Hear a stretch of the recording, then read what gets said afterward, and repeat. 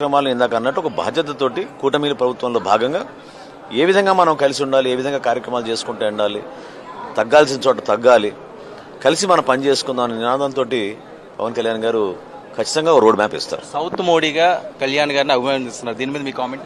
అట్లా ఒకరితో పోల్చుకోవడం కాదండి, కానీ ఈ ప్రయాణం అనేది చాలా యూనిక్ ప్రయాణం పవన్ కళ్యాణ్ గారు.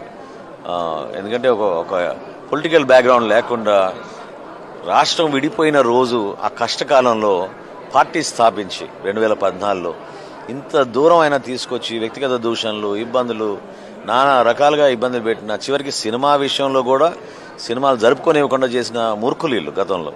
సో అవన్నీ అధిగమించి ఈ స్థాయికి వచ్చాం.